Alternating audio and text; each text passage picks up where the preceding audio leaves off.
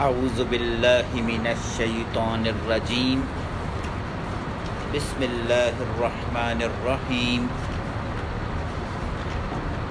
آج کا ہمارا سبق سورہ فرقان آیت نمبر 45 سے ہے جی، جس میں اللہ تبارک و تعالی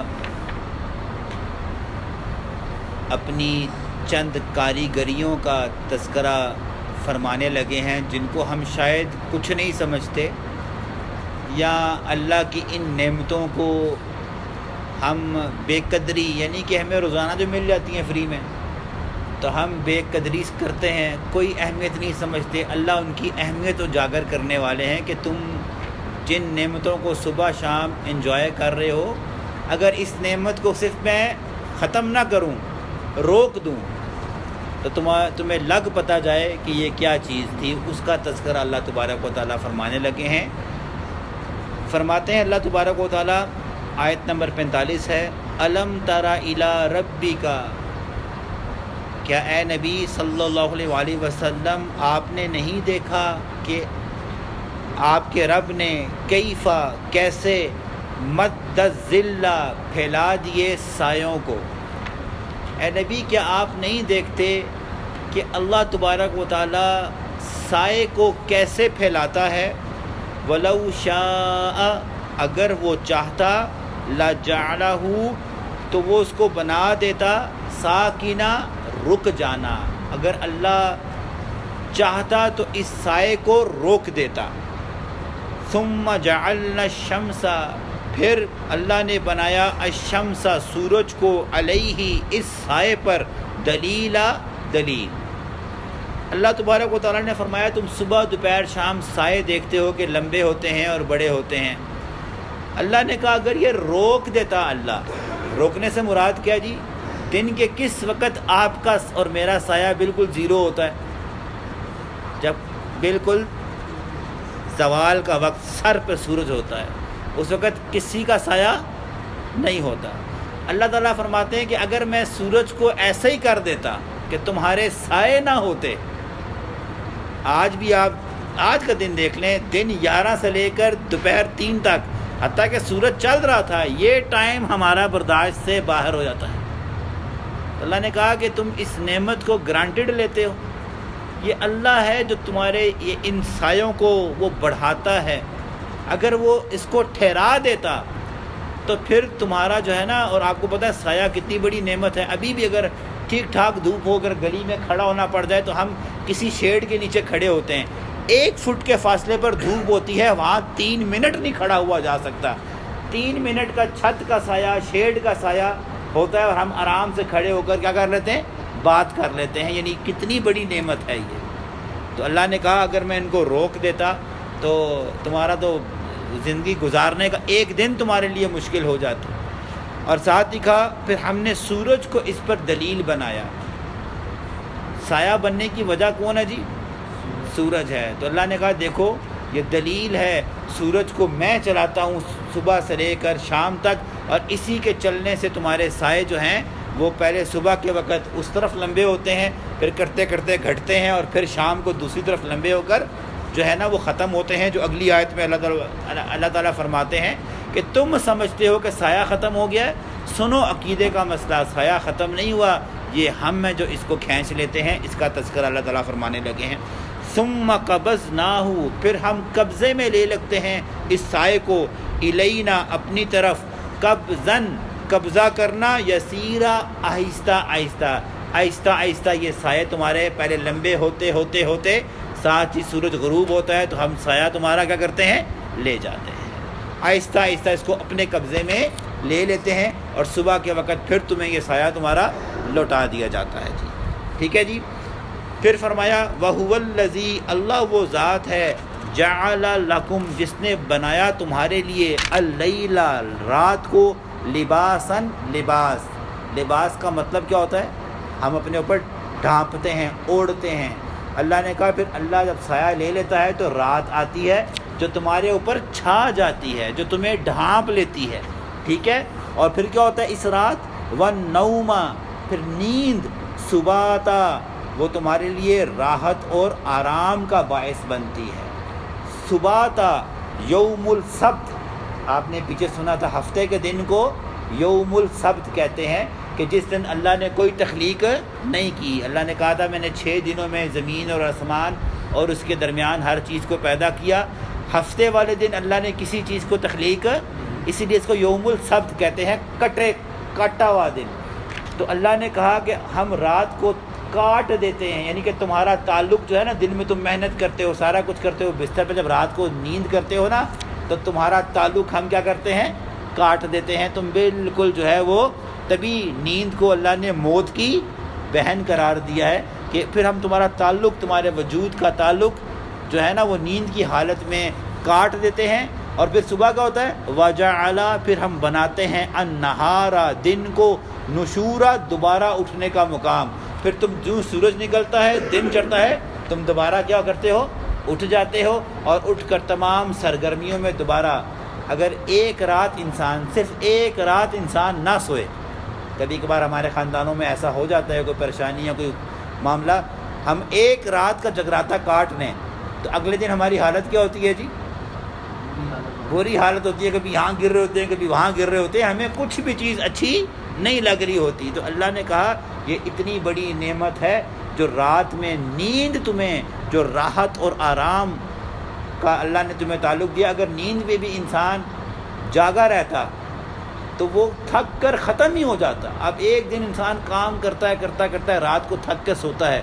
اگر رات کو یہ سونے والی نیند نہ ہوتی تو کیا ہوتا، ہم تو دن اور رات مشقت کر ہم میں سے کسی کی عمر جو ہے نا وہ 24 سال سے اوپر نہ جاتی۔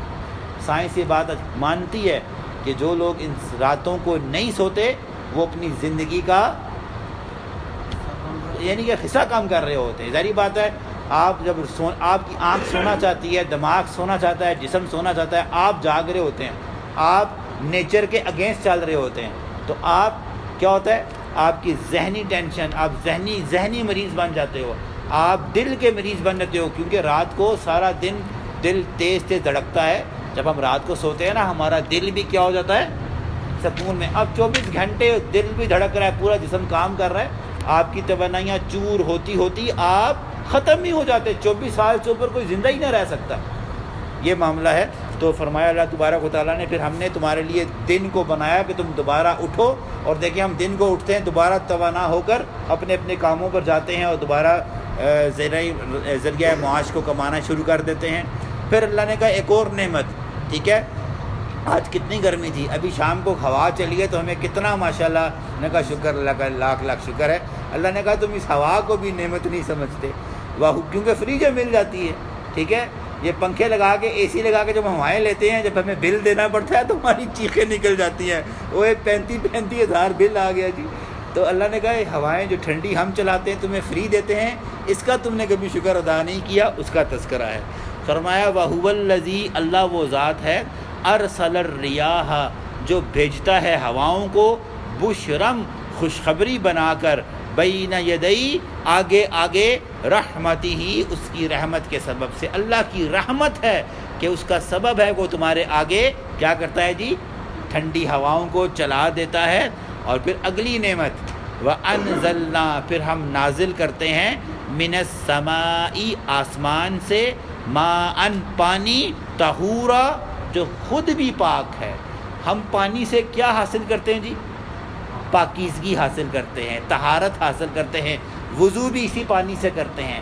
اللہ نے کہا ہم نے اس پانی کو بھی پاک بنایا جس پانی سے تم پاک ہوتے، اتنی بڑی نعمت ہے۔ ابھی اس کا ہم تذکرہ کریں گے۔ ابھی اللہ تعالیٰ فرماتے ہیں کہ اس بارش کی نعمت کتنی بڑی نعمت ہے، یہ ہم بارش برساتے ہیں پاک پانی، لِنُحْيِيَ، تاکہ ہم زندہ کریں بھی اس بارش کے ذریعے، بلدتاً، شہروں کو، میتاً، جو بالکل مردہ ہیں، جہاں پر آبادی، فصلوں کا کوئی نام و نشان نہیں، ہم نے اس بارش کے پانی کے ذریعے کیا کیا، ان کو آباد کیا۔ وَنُسْقِيَهُ، اور ہم پلاتے ہیں اس پانی کو، مما، اس میں سے، خلقنا، جو ہم نے تخلیق کیا، انعاماً، چوپایوں کو، واناسیا، اور بہت سے انسانوں کو، کثیرہ، بہت زیادہ، تمام انسان اور تمام جانور اس پانی سے کیا کرتے ہیں جی، سیراب ہوتے ہیں، پانی پیتے ہیں، اور سب سے بڑی بات ہم پانی سے شہر آباد کرتے ہیں۔ ابراہیم علیہ السلام کی طرف چلتے ہیں جی، جہاں انہوں نے اسماعیل علیہ السلام کو زمین پر چھوڑا تھا، کیا تھا وہاں پر؟ کچھ بھی نہیں تھا، گرم ریت اور سخت پتھر والے پہاڑ۔ ایک چشمہ اللہ نے وہاں جاری کیا جس کا نام زمزم تھا۔ آج مکہ دیکھیں ختم ہی نہیں ہوتا، ٹھیک ہے؟ یہ ہے رب نے کہا ہم پانی پیدا، جہاں پانی ہوتا ہے وہاں زندگی آ جاتی ہے، الحمدللہ۔ تو اللہ نے کہا تم اس نعمت کو بھی نہیں سمجھتے، پھر اس پانی سے تم بھی سیراب ہوتے ہو، تمہارے جانور بھی سیراب ہوتے ہیں۔ اور آخری آیت جی، وَلَقَدْ صَرَّفْنَاهُ، البتہ تحقیق ہم نے کھول کھول کر بیان کر دی، بَيْنَهُمْ تمہارے درمیان، لِيَذَّكَّرُوا تاکہ تم نصیحت حاصل کرو۔ یہ آیتیں میں نے کھول کھول کر بیان کر دی ہیں، یہ خود نہیں آئیں، یہ اللہ ہے، یہ نعمتیں وہ اس اللہ کی تخلیق کردہ ہیں جس نے تمہارے لیے ان نعمتوں کو تخلیق کیا۔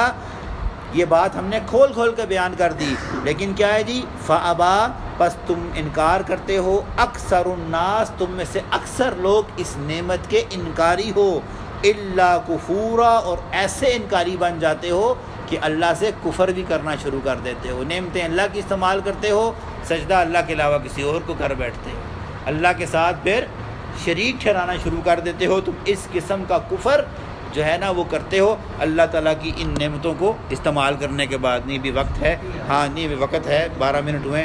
اچھا جی، پھر ہم نے کل کیا سنا تھا جی؟ اللہ تعالیٰ نے فرمایا تمام انبیاء کرام کیا تھے جی؟ مختلف علاقوں اور قوموں کے لیے تھے۔ یہاں پر اللہ تبارک و تعالیٰ وہی بات رپیٹ کرنے لگے ہیں کہ وَلَوْ شِئْنَا، اگر ہم چاہتے، لَبَعَثْنَا، ہم ضرور مبعوث فرماتے، فی کلی، ہر قریۃ، ہر بستی میں، نذیرا، ڈرانے والا۔ اے نبی ہمارے لیے کوئی نہیں تھا، ہم چاہتے تو ہر بستی میں کیا کرتے؟ نبی کھڑا کرتے۔ پنجاب کا نبی الگ ہوتا، سندھ کا الگ ہوتا، بلوچستان میں الگ کر دیتے، ٹھیک ہے؟ اسی طرح دنیا جہاں جہاں پھیلی ہوئی ہے ہر بستی کا ایک الگ نبی جو ہے کیا کرتے ہم مبعوث فرما دیتے۔ لیکن کیا ہوا جی؟ اللہ تبارک و تعالیٰ نے محمد کریم صلی اللہ علیہ وآلہ وسلم کو تمام عالمین کے لیے قیامت تک کے لیے کیا بنایا؟ رحمت بنا دیا، نبی بنا دیا، آخری نبی بنا دیا۔ اور آخری یہ آیت ہم پڑھ کے ختم کرتے ہیں جی، کیونکہ کل کا سبق بہت مزے کا ہے جی، ٹھیک ہے؟ پانی کی 2 اقسام کا اللہ تبارک و تعالیٰ تذکرہ کریں گے۔ فَلَا تُطِعِ الْكَافِرِينَ، پس اے نبی مت آپ اتباع کریں الکافرین، کافروں کی، وَجَاهِدْهُمْ، اور جہاد کریں ان سے، بھی اس قرآن کے ذریعے، جہاداً کبیرہ، بہت بڑا جہاد۔ سمجھنے والی آیت ہے جی، مکی صورت ہے، اس وقت جہاد فرض نہیں تھا۔ یہ کون سا جہاد کرنے کا حکم ہے؟ جہاد کی ایک قسم نہیں ہے، جہاد بالمال ہے، جہاد بالقلم ہے، جہاد بالعلم ہے۔ تو فرمایا اللہ تبارک و تعالیٰ نے اے نبی آپ نے ان کافروں کی تباہ نہیں کرنی، ان سے قرآن کے ذریعے جہاد کرنا ہے۔ یہ سارے جہالت کے اندھیروں میں غرق ہیں، آپ نے قرآن مجید کی تلاوت کر کر کے، احکامات ان کو سنا سنا کر، توحید اور شرک میں ان کو فرق دے دے کر ان سے بات کرنی ہے۔ اور اللہ نے اس کو چھوٹا جہاد نہیں کہا، کیا کہا؟ جہاداً کبیرہ، یہ بڑا جہاد ہے۔ اور آخری بات جی، جہاد کا مطلب کیا ہے جی؟ ہر وہ کوشش جو دین اسلام کی سربلندی کے لیے کی جائے اس کو جہاد کہتے ہیں، اور وہ کوشش جو تلوار کے ساتھ کی جاتی ہے اسے کیا کہتے ہیں جی؟ اسے قتال کہتے ہیں۔ وہ جہاد تو ہوتا ہے لیکن اس کا الگ ٹرم ہے، اسے قتال کہتے ہیں۔ اور ہر وہ کوشش جو دین اسلام کی سربلندی کے لیے کی جائے، اور سب سے بڑی کوشش ہے کہ قرآن اور حدیث کے ذریعے اپنے اور اپنے احباب کے درمیان جہالت کو دور کیا جائے، اس کو اللہ نے کبیرہ جہاد جو ہے وہ قرار دیا ہے۔ اللہ تعالی ہمیں بھی کبیرہ جہاد کرنے کی توفیق عطا فرمائے، آمین۔